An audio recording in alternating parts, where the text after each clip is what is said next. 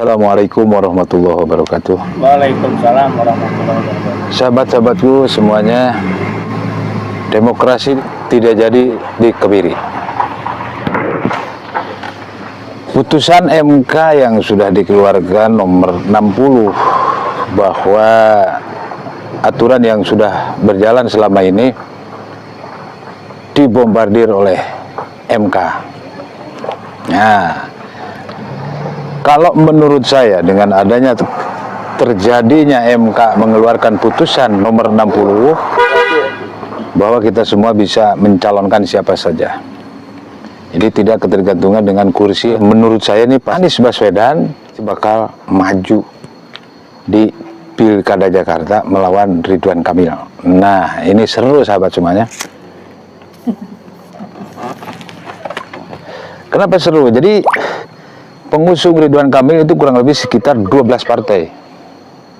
Nah, sedangkan partai yang berkoalisi dengan pengusung Ridwan Kamil sama Suswono, atau bisa disebut dengan bahasa singkat Rawon Ridwan Kamil Suswono, itu menurut saya,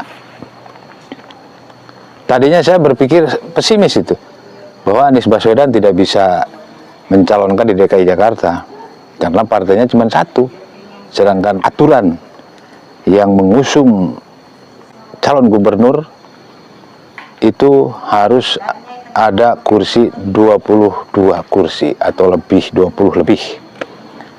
Nah, saya jadi pesimis, wah ini Anies Baswedan udah nggak bisa lagi diakui partai. Mahkamah Konstitusi mengeluarkan keputusan bahwa merubah semuanya. Ada harapan panjenengan bisa naik, bisa nyalon. Adapun masalah urusan menang dan tidak itu nanti rakyat yang menilai kinerja Anda atau track record Anda nanti. Hanya saja saya senangnya bahwa ada keputusan MK, ada sedikit harapan gitu. Ada harapan untuk Abah Anies bisa nyalon di DKI Jakarta. Nah, seperti itu. Jadi sahabat semuanya, di satu sisi keuntungan untuk PDI Perjuangan bisa nanti mengusung sendirian Anies Baswedan atau dengan Bang Rano Karno atau siapa saja. Yang tidak diuntungkan koalisi besar tadi yang 12 partai itu.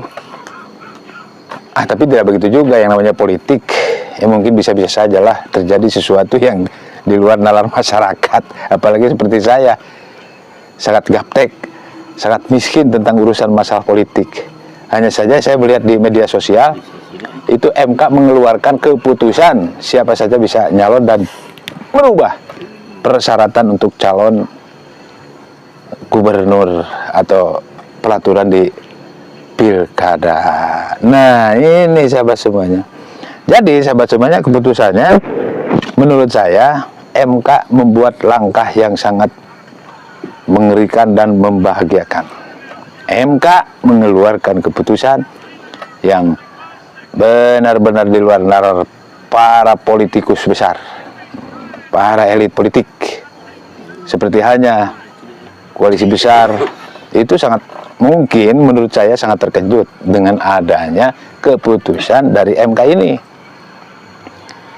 Ya mungkin saja bagi rakyat juga ada yang suka, ada yang senang seperti saya mah ada keputusan MK seperti ini, disebat senang enggak, disebat enggak senang juga enggak, lempeng-lempeng saja. Yang penting ya kita memberikan apresiasi lah kepada MK bisa merubah semua dan mengembalikan marwah demokrasi.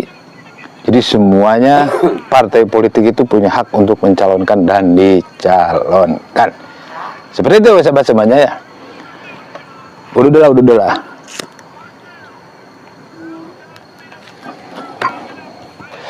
Nah, kembali lagi sahabat semuanya, dengan adanya keputusan MK ini ada harapan lah buat Abah Anies untuk mencalonkan, itu pun kalau dicalonkan oleh si partai, satu-satunya partai yang tersisa daripada koalisi-koalisi yang 12 partai tadi.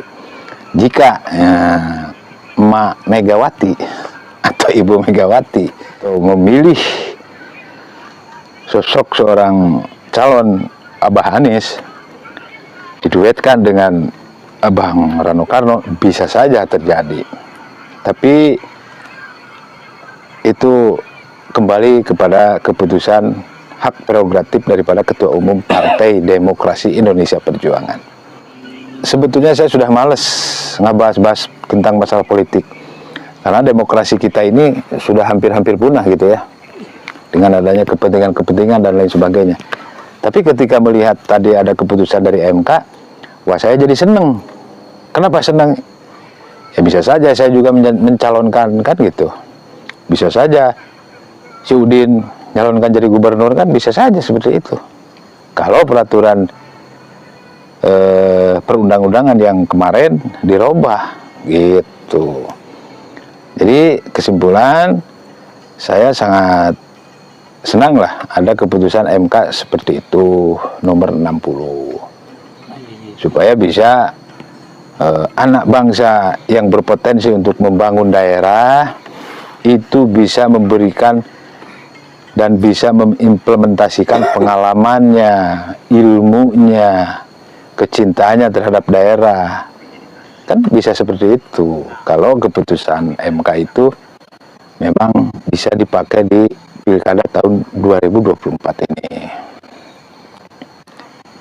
Begitu sahabat-sahabatnya, semoga Indonesia semakin maju dan perpolitikan di Indonesia tidak terbelah oleh kepentingan-kepentingan orang-orang yang hanya ingin meraih kekuasaan.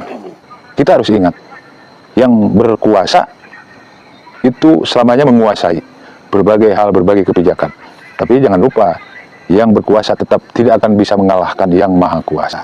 Terima kasih. Assalamualaikum warahmatullahi wabarakatuh. Merdeka!